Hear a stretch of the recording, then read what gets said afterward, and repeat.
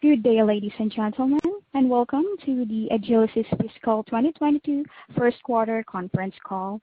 As a reminder, today's conference call may be recorded. I would now like to turn the conference over to Jessica Hennessy, Director of Corporate Strategy and Investor Relations at Agilysys. You may begin. Thank you, Cherry, and good afternoon, everybody. Thank you for joining the Agilysys Fiscal 2022 First Quarter Conference Call. We will get started in just a minute with management's comments, but before doing so, let me read the safe harbor language. Some statements made on today's call will be predictive and are intended to be made as forward-looking within the safe harbor protections of the Private Securities Litigation Reform Act of 1995, including statements regarding our financial guidance. Although the company believes that its forward-looking statements are based on reasonable assumptions, such statements are subject to risks and uncertainties that could cause results to differ materially.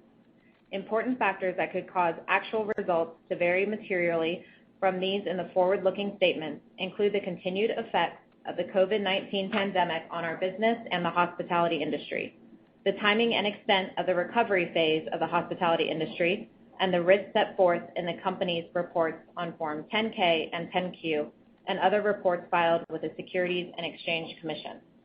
With that, I'd now like to turn the call over to Mr. Ramesh Srinivasan, President and Chief Executive Officer of Agilysys. Ramesh, please go ahead. Thank you, Jessica. Good evening.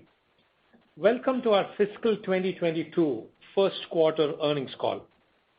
Joining Jessica and me on the call today in our Atlanta office is Dave Wood, our CFO. We hope all of you and your families are fully vaccinated, doing well, and staying safe and healthy. We continue to treat the good health, happiness, and well-being of our Agilysys teammates, customer and partner personnel as our top priority. The productivity and quality of execution levels of our global workforce remain at high levels, despite the personal and family challenges the virus has posed for many of us.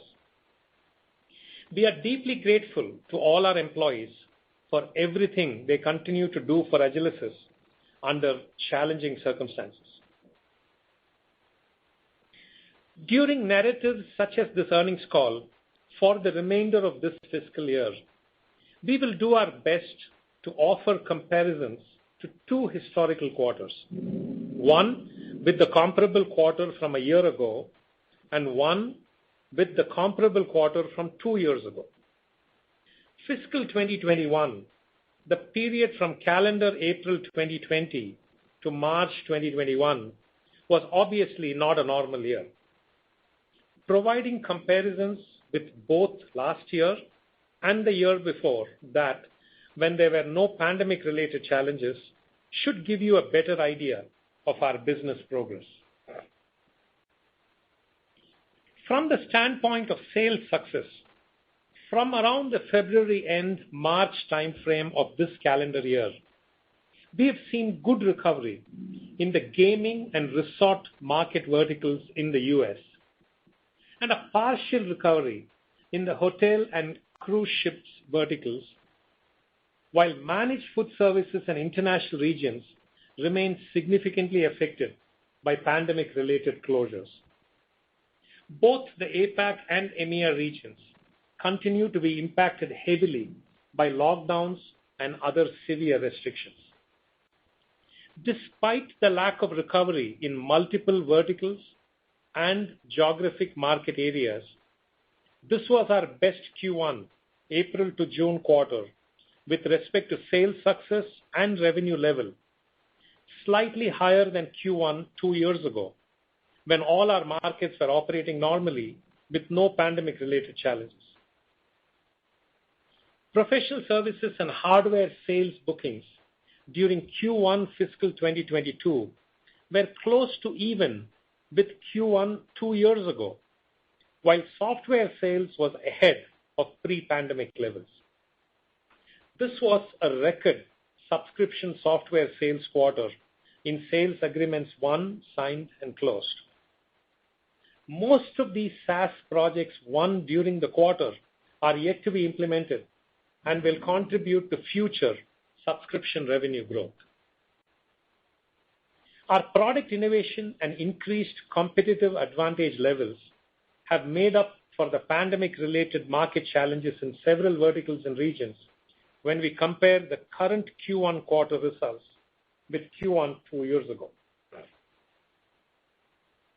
With respect to financial results for the quarter, which Dave will cover in a lot more detail, revenue for the quarter was $38.7 million, a 30% increase over Q1 of last year, and a slight 1% increase over the pre-pandemic Q1 from 2 years ago. Combined product and services revenue levels improved by about 67% over Q1 of last year, but remained 15% below Q1 from 2 years ago. Recurring revenue was a record $23.2 million, 13% higher than Q1 last year, and nearly 16% higher than Q1 2 years ago. Within recurring revenue, subscription revenue was also a record, crossing the 10 million quarterly mark for the first time. Subscription revenue now constitutes nearly 44% of overall recurring revenue, an all-time high. The consistent growth in subscription revenue is a solid testament to our accelerating pace of product innovation and the increased availability of cloud-based software applications. Operating net income of $1.5 million and GAAP EPS of 6 cents were solid improvements over both Q1 of last fiscal year and Q1 2 years ago. Adjusted EBITDA was $6.9 million, about 18% of revenue. Revenue level this quarter was negatively impacted by implementation delays, which drove our combined backlog across product, services, and recurring revenue to record levels. The two major reasons for these delays were, one, and by far the main reason, lack of resources at many customer sites. And two, implementations of some of our recently developed and modernized software applications are taking a few more weeks than usual to get all the technical implementation details sorted out. Both these challenges are short-term issues which should get cleared up soon, enabling better backlog conversion to revenue during future quarters. During Q1, April to June, we signed sales agreements which added 15 new customers, 69 new properties which did not have any of our products before, but the parent company was already our customer. And there were 100 instances of selling at least one additional product to sites which already had at least one of our other products. More than 90% of the 15 new customers and 69 new properties added during the quarter were subscription license-based.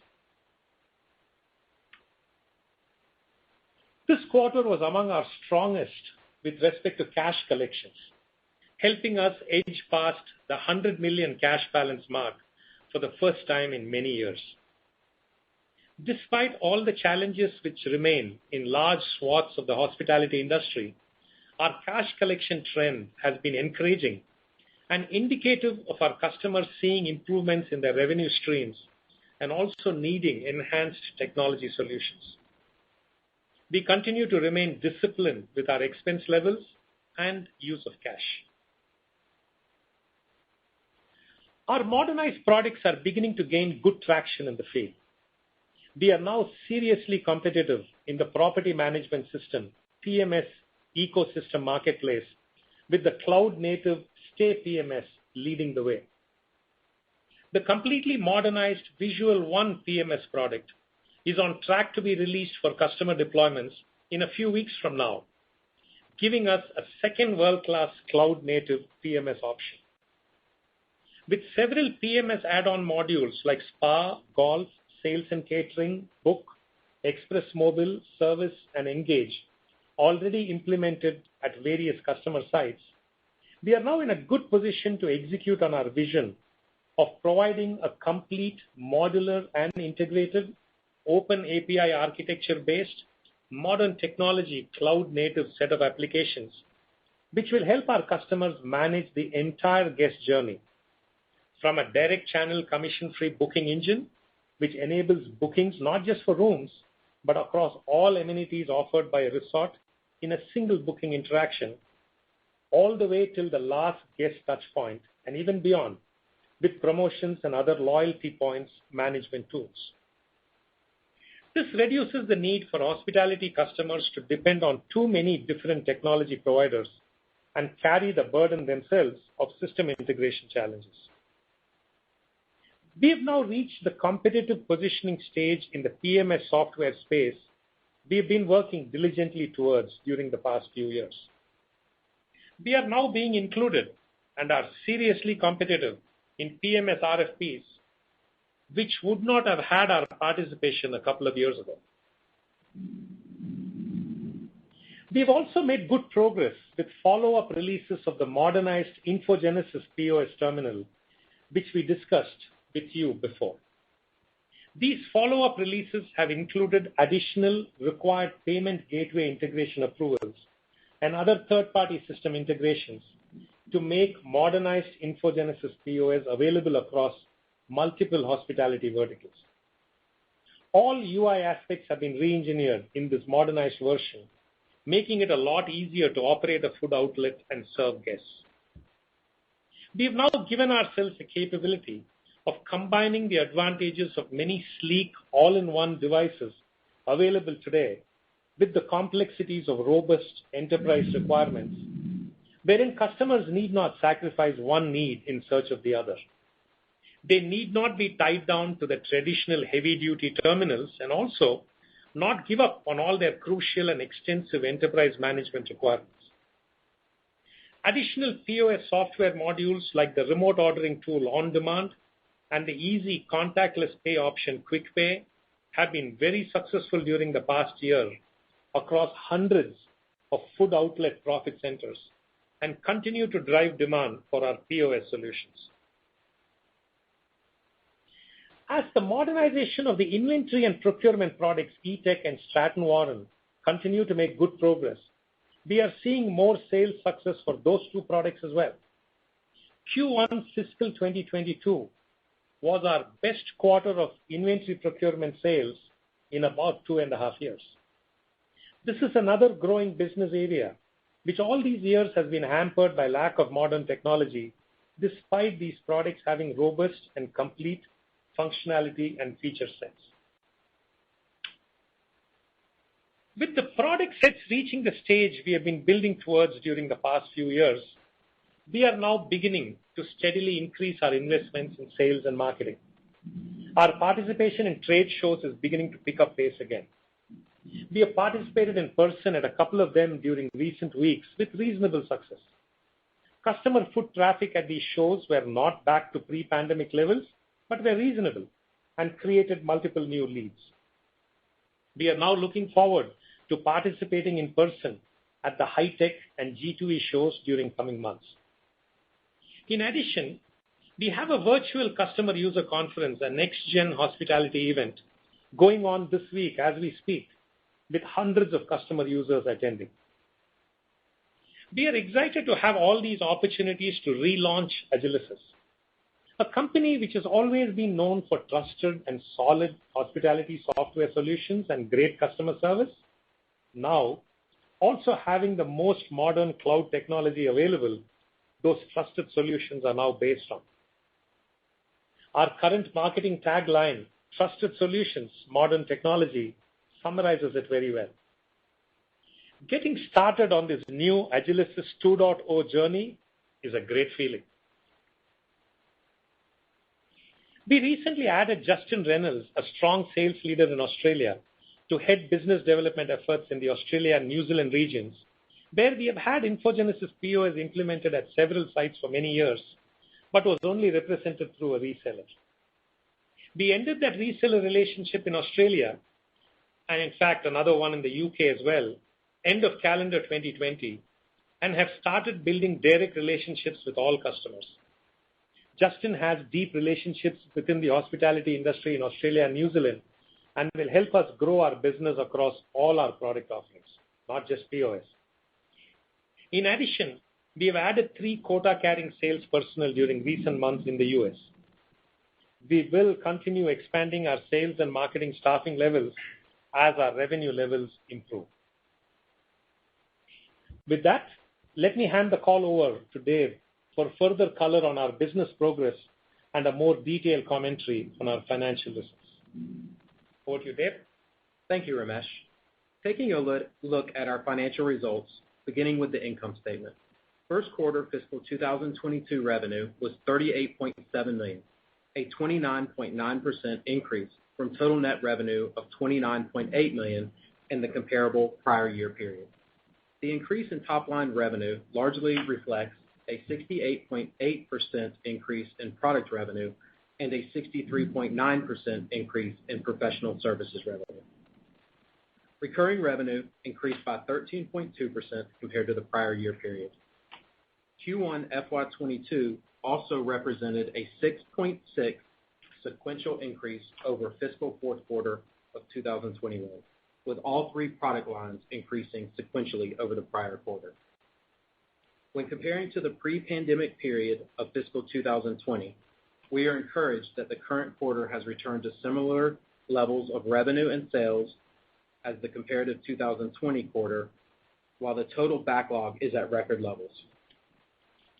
Total recurring revenue represented 59.9% of total net revenues for the fiscal first quarter, compared to 68.8% of total net revenue in the comparable prior year period. Recurring revenue of $23.2 million is a record, $2.7 million higher than the prior year and up $300,000 sequentially. We are also pleased with our subscription revenue growth, which grew year-over-year 33.2% during the first quarter of fiscal 2022 to a record $10.2 million. This also represents a growth of 44.7% over the first quarter of fiscal 2020. As a reminder, subscription revenue in Q1 fiscal 2021 was negatively impacted by several one-time items. Subscription revenue comprised around 44% of total recurring revenues, compared to about 37% of total recurring revenues in the first quarter of fiscal 2021.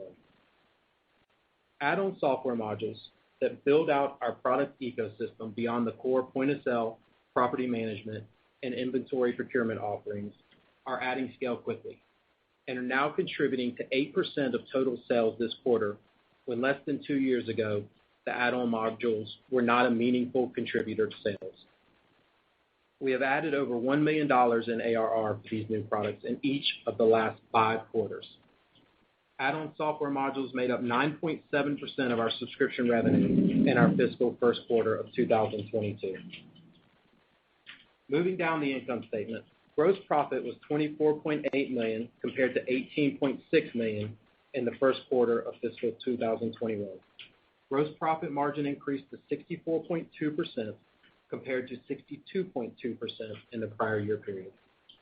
This gross profit increase was primarily due to better revenue mix. Recurring revenue continues at record levels, while product and professional services revenue continue to increase, but have not yet fully returned to pre-pandemic levels. Product and professional services revenue are up 15.7% sequentially when compared to Q4 fiscal year 21. Moving to operating expenses.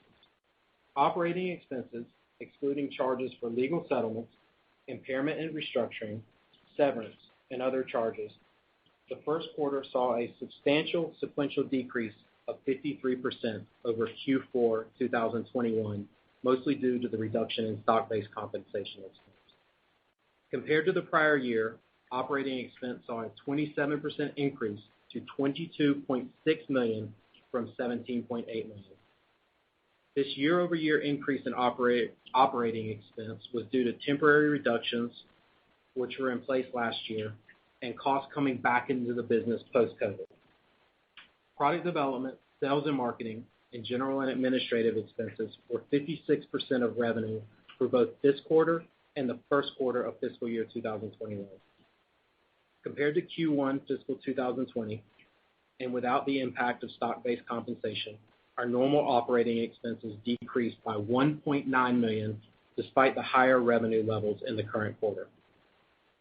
Without the impact of increased stock-based compensation, product development, sales and marketing, and general and administrative expenses were 46% of revenue this quarter.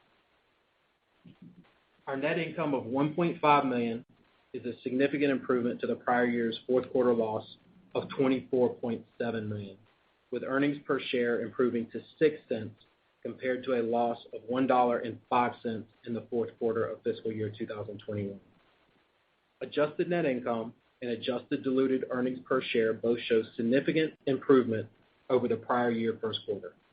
Adjusted net income of $5.2 million compares favorably to $1.9 million in the prior year first quarter, and adjusted diluted earnings per share of 21 cents compares favorably to 8 cents in the prior year first quarter, when normalizing for certain non-cash and non-recurring charges. For the fiscal 2022 first quarter, adjusted EBITDA was $6.9 million compared to $3.4 million in the year-ago quarter. The adjusted EBITDA improvement continues to represent the overall health of the business and operating leverage created by our internal investments as revenue continues to come back to pre-pandemic levels. Moving to the balance sheet and cash flow statement. Cash and marketable securities improved by $4.7 million in the first quarter of fiscal 2022. Cash and marketable securities as of June 30th, 2021 was $103.9 million compared to $99.2 million on March 31st, 2021. Free cash flow in the quarter was a positive $7.7 million compared to a loss of $5.2 million in the prior year quarter. So, in summary, our underlying business fundamentals are strong with the new products available to the market, and profitability continues to be a focus and a strength of the company even as revenue growth starts to return. With that, I'd now like to turn the call back over to Ramesh. Thank you, Dave. Overall, we are happy with the results this quarter, despite many pandemic-related challenges remaining in the industry, especially in the managed food services vertical and international regions. We are excited with our current competitive position and are confident of a bright future. Agilysys 2.0 is in the process of being launched. We've started shifting our primary focus from R&D more towards sales and marketing, along with growing professional services and support. We continue to expect fiscal 2022 to be our best revenue year since we converted ourselves into a hospitality software solutions-focused business 7 or 8 years ago. We continue to expect fiscal 2022 revenue to be in the $160 million to $170 million range, with adjusted EBITDA being slightly north of 15% of revenue, despite expected increased spending levels in all customer-facing areas. The hospitality sector should continue to recover as vaccination rates pick up all across the world.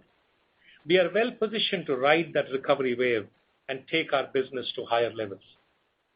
With that, Sherry, let's open up the call for Q&A. Ladies and gentlemen, if you have a question at this time, please press star then the number 1 on your telephone keypad. If your question has been answered or you wish to remove yourself from the queue, please press the pound key. Please hold while we compile the Q&A roster. Your first question comes in the line of Matt VanVliet from BTIG. Your line is now open. Yes, hi. Thanks for taking the question and great job in the quarter. I guess first on the product development side, you've made a ton of progress over the last couple of years, especially as you've been pushing the SaaS products out there. And Ramesh, you mentioned a couple new products that are sort of to be released very soon. I guess on a more forward-looking basis, are there any other major product gaps that you're eyeing that need either modernization of what you have in the portfolio already, or that customers are now asking about that you expect to have over the next several months? Hi, Matt. Thank you for the question. No, there are no new products that we are planning. Our focus during the next year is going to be to settle down all the new software modules we've already created, settle down in the field, all the new products we've already created, and all the products that have been modernized. This modernization effort has been a big effort, Matt. It takes redoing major products that have had a 10-year, 20-year, even 30-year history. So it's been a big effort. So we want to focus the next few quarters on making sure all those modules and products, all those cloud applications get settled down well in the field before we start thinking about what are the new enhancements and modules we need to expand our total addressable market. I guess that time will come sometime in calendar 2022, but for the next few quarters, we are focused on settling down all the work we have done in the field. All right. And then you mentioned a few of the deployments have hit a little bit of a delay from time to time, but you expect those to be relatively short-lived. Maybe if you could just give us a little bit more color there. Has it been an issue of not having people on site? Is it customer-related issues, just maybe not fully prepared for the delivery? Or was there something more from the technical side on your end that you've now sort of straightened out? Yeah. So you summarized the two reasons well, Matt, but the overwhelming reason, the big majority of the reason why our current combined backlog, product, services, and recurring revenue is at a record level, the primary reason for that gap between selling and implementing before it gets converted to revenue has been the lack of resources at customer sites. Now, that all of us read in the newspapers, we know that many of the properties we are working with are short of resources, and they have a whole lot of other priorities to work with as well. So that has been the overwhelming big reason for the implementation delays. Now, along with that, a secondary reason has also been that many of these products that we are implementing now are either new modules or have been completely modernized over the last 2 years or so. So as they get into the field, there are technical issues that we have found during implementation that takes a few days to a couple of weeks to 3 weeks kind of thing to sort out. That has also caused certain implementation delays. And in certain cases, that one implementation delay makes us put on hold the following implementations of the same product because we'd rather settle it well in the first few sites that are going live before we take on all the additional sites. But I would say that is a smaller secondary reason. The big primary reason has been lack of resources at customer properties. And then just a quick follow-up to that. You reiterated the guidance despite coming in sort of above at least our expectations for the quarter and talking about sort of record levels of bookings and backlog here. Is there just an extra element of conservatism given the ongoing uncertainty, or have some of these project delays and the delays associated with recognizing revenue just not sort of given you that extra confidence to raise the guidance range? Thanks. Yeah, sure. So, Matt, in terms of record levels of bookings, the one clarification is this was our best Q1 quarter of sales, meaning this was our best April through June period, and the previous record was 2 years ago, Q1, April through June of calendar 19, that was before the pandemic, or fiscal year 20. So this is not our best ever quarter of sales, but it is our best Q1 quarter of sales. So that's a clarification to be understood. That's number one. Number two, yes, a big part of the revenue success this year is going to depend on how quickly we clear the backlog. the record levels of backlog we have now. And that's not going to be easy because our properties are not going to get resources just like that quickly. And this phase of implementing all our new modules is going to cause a little bit of a delay going forward. So fundamentally, I mean, when we provide guidance, we are as realistic as we can be, not aggressive, not conservative. That is always our objective. Now, the one thing I will give you, Matt, is that the second half of the fiscal year, October through March, we expect a pickup. In all cases, all these products would have been well settled by now. We expect the markets to pick up. We expect the managed food services vertical to pick up as more people go back to offices. We expect international regions to pick up as the vaccination rates continue to increase. So we do expect a pickup between October and March, which is the second half of the fiscal year. We just don't know how good that pickup is going to be as yet. Is it going to be delayed by a couple of months? Is it going to come ahead by a month or so in September? We just don't have a good enough feel for that.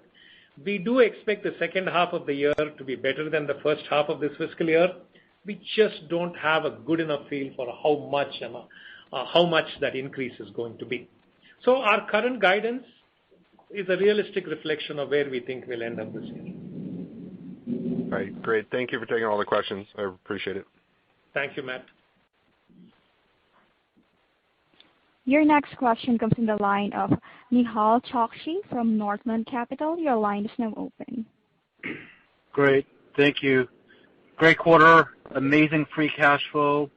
Looks like that's been driven by great days sales outstanding. So that's actually my first question. Is this DSO level sustainable?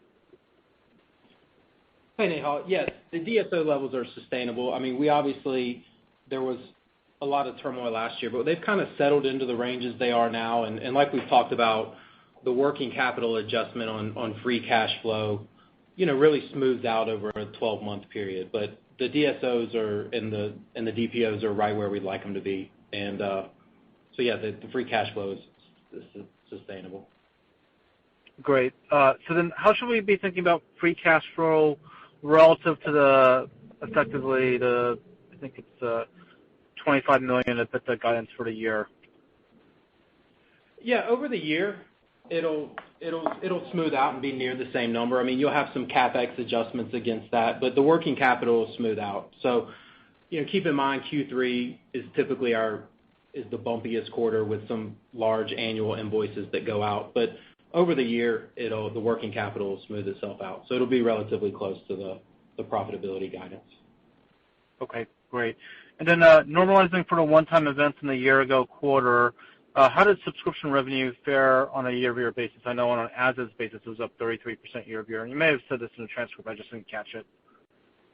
Yeah, so it was right around the 20%. I mean, a lot of the quarters in fiscal year 2021, so there was the one-time credits, but there was also several other one-time kind of lumpiness in the quarters with, cash collectability and larger deferrals.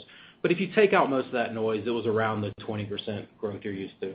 So year over year, Nehal, you should expect subscription revenue to be around the 20% higher than the previous year. When you add up all the quarters for the year, when you add up all the 4 quarters of the fiscal year and compare it to the previous fiscal year, it will end up around the 20% mark, we think. Yeah. Okay, great. My last question is that I know that you've said backlog is at record levels across product, service, and then subscription maintenance and support. But within the subscription maintenance support, does that include subscription backlog at record levels as well? Yes, Nehal. So the subscription revenue is near record levels, and the professional services is at record levels. So the combination of all three is at a record level. But yes, the subscription revenue is at near record levels as well. And it's part of that recurring revenue number we mentioned. Yes, that's correct. Yep, absolutely. Okay, great. Thank you. Thanks, Nehal. Your next question comes in the line of George Sutton from Craig-Hallum. Your line is now open. Thank you. I did hop on late. It sounded like you were getting a lot of quantitative questions. So, Ramesh, I wanted to ask you some qualitative questions. You, on your message to your customers today at your conference, mentioned you're the most relaxed and happy you have ever been.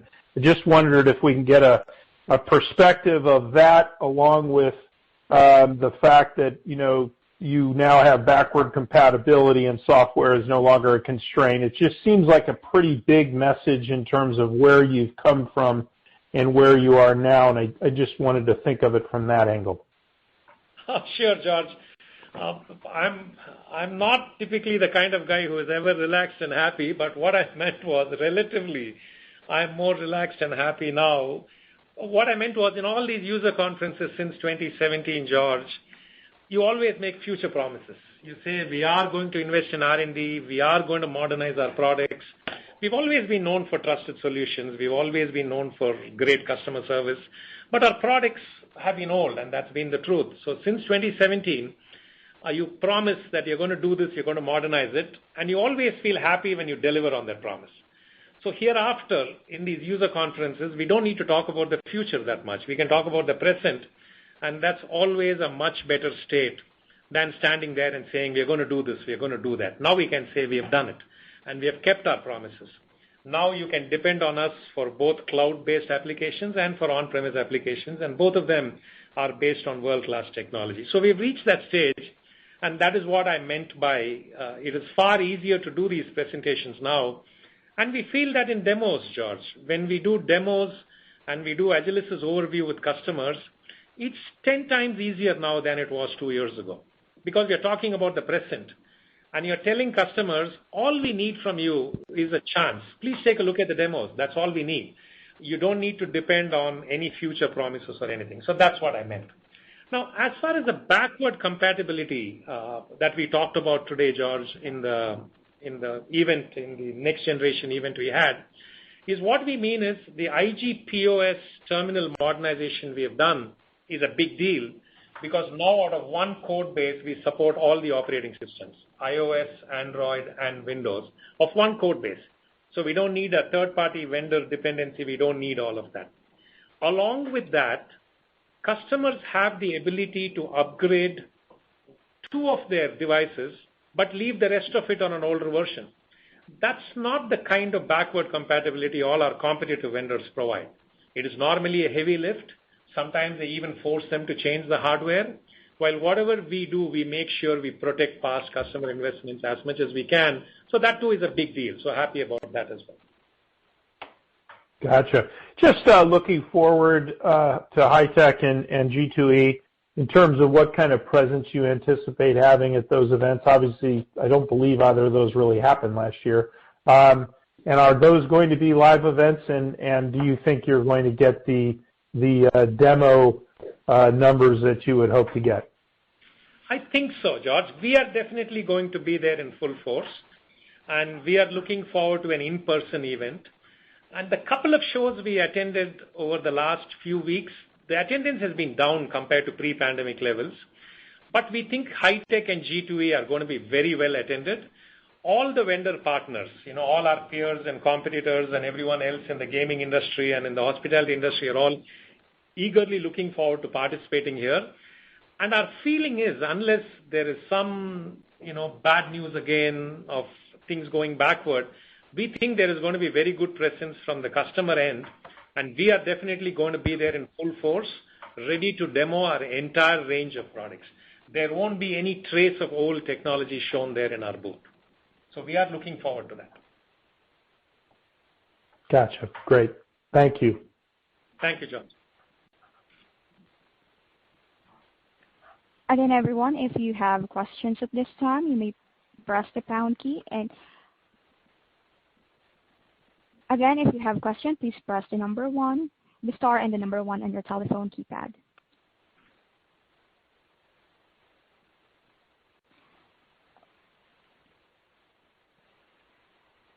I am showing no further questions. Oh, we have Alan Klee from Maxim Group. Your line is now open. Yes. Good afternoon. Question is on how you're thinking about your expenses in terms of how they're going to grow throughout the year, and then somewhat related to that, the status of your hiring in the India Development Center, and maybe a little color of just how things are in India. Thank you very much.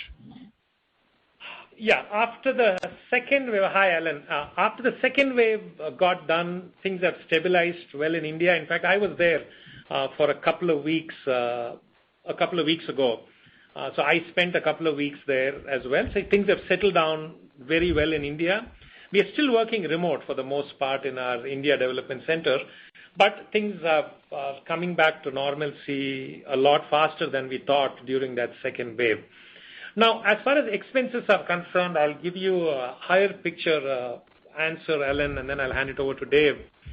So starting from now, in general, you should see our R&D, product development level of expenses stabilizing around where we are today. There could be some increases when incentive comp increases, when we have better and better years. And you always have the run rate. We built it up to a certain extent. That run rate issue is there. But when you take this quarter's product development expenses, we should be stabilizing R&D around that area for the next foreseeable future, right? For the next, as we take this company forward in revenue, we don't require any big increase in R&D expenses. And you should expect the sales and marketing expenses as a percentage of revenue to gradually increase over a period of time. So the fact that we save in R&D as a percentage of revenue, by the way, Alan, we are not reducing R&D, but we are not going to increase it any further. We have a lot of operating leverage in R&D now. Part of that saving as a percentage of revenue should go towards sales and marketing and should go towards increasing our profitability levels over a period of time. Now, as far as our India center is concerned, we are pretty much close to peak size now. We are probably about 30 or 40 people short compared to the capacity we have, and I think we'll be stabilizing there for the foreseeable future. No major hiring coming up in R&D and in our India Development Center anytime in the near future. Now our attention is more on increasing sales and marketing spend. Dave? No, I agree, Alan. I mean, I think last year was obviously a little bit lumpy when you look at some of our OpEx as a percentage of revenue. But now that we've kind of normalized out the stock-based compensation, I think you'll see us go back to, ranges you're more familiar with. For example, G&A will probably remain in the 14 to 16% of revenue. Product development will start coming down into the 28, 29% of revenue. And sales and marketing will start to come up to the 10 to 12% of revenue. So we'll start working back toward the percentages you're kind of used to with product development coming down and, like Ramesh said, adding a little bit more here and there to sales and marketing. Thank you. Thank you, Alan.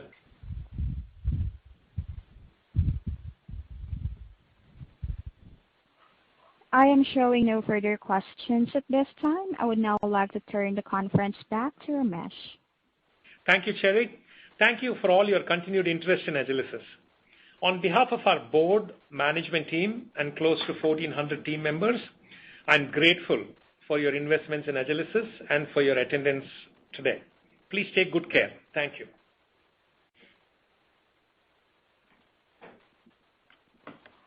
This concludes today's conference call. Thank you all for your participation.